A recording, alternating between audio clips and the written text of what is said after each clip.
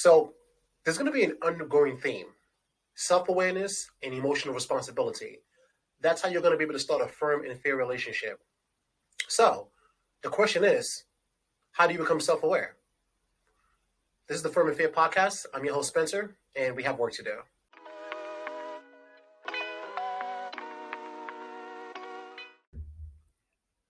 Self-awareness is actually going to be key, specifically in your next relationship or even in your current relationship. You have to become, I want to say, purposefully conscious of your motives, of what makes you happy, of that other person's motives, what make them happy, their emotions, to be empathetic to them, and hopefully they're empathetic to you as well too. But this is a conversation to be had by the both of you. Now, there's this one image. It's called Carl Sagan's Blue Dots. This image, it really helped me scale things down very easily. Scale them down.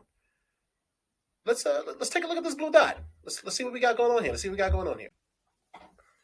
I first saw this image in 2016, and this was an image that just kind of made me more self-aware, I want to say. Do you see that blue dot within that ray? That's the planet Earth. You see that speck? It made me so much self-aware because it just made me realize just how small we are in the grand scheme of things, just how small.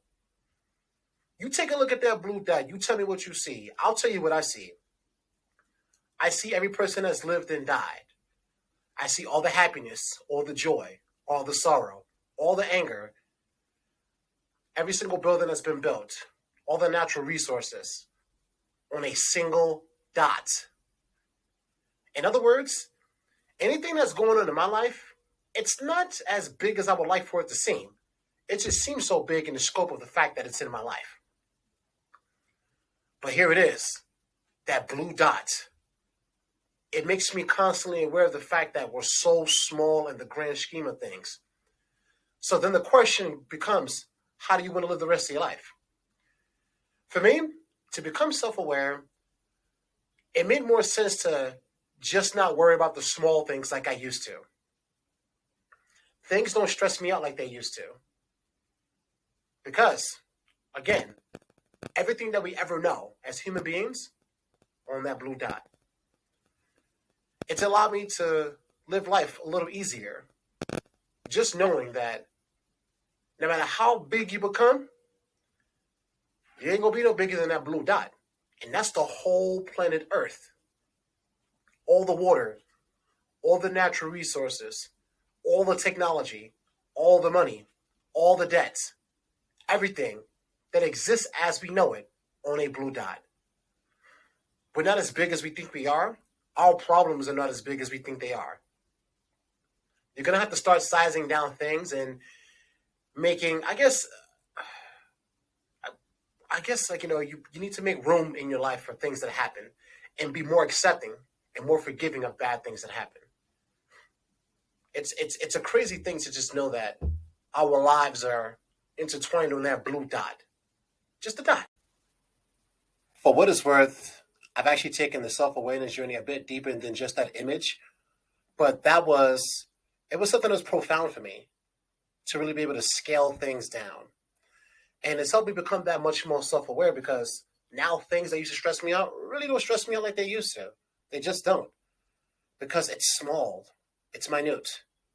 I'd rather worry more about like being happy, being good to people, making sure that other people feel like they're being taken care of and that I'm adding value to them.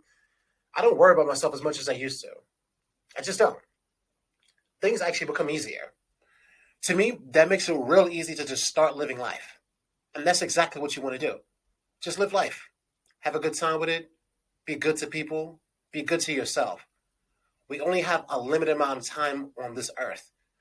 You don't want to spend it in a negative place. You don't want to spend it in a place where you feel lesser than. You damn sure don't want to spend it in a place where you feel disrespected. So, what you want to do is, in your next relationship or even in the current one, be more self-aware.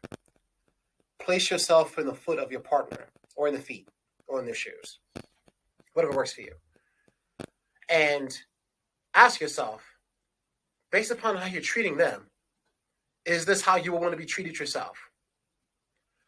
When it comes to emotional responsibility, I want to say that I make sure that I treat that person the same way I want to be treated. I don't want to be yelled at. I don't want to be disrespected. I don't want to be called out of my name. I don't want to be talked down to.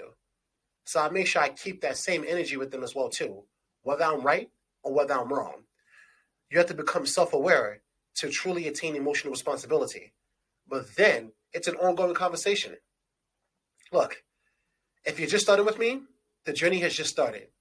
I'm going to be giving you some tips to create a firm and fair relationship. Some you like, some you won't. But I do believe it can be the answer to saving relationships as a whole. You and I can agree that dating as a culture, especially in the West, there's something wrong. Something's missing. Something's missing. And we have to do better for one another. We just have to. It kills me that we can easily disregard another person. To easily disregard someone who has a life. They have a mother and a father. They have friends. They have family. They have a life that's beyond you. And we actually treat them as less than human beings. I can't even afford to do that anymore on the emotional scale. I just can't. I treat every connection that I come across very healthily now, with high level of respect, to just make sure that I humanize them. To treat someone less than, I wouldn't wish that on no one. I wouldn't wish it. Especially if you actually like that person in the beginning. And then to treat them as less than human towards the end, that means you lost emotional responsibility. That means you lost self-awareness.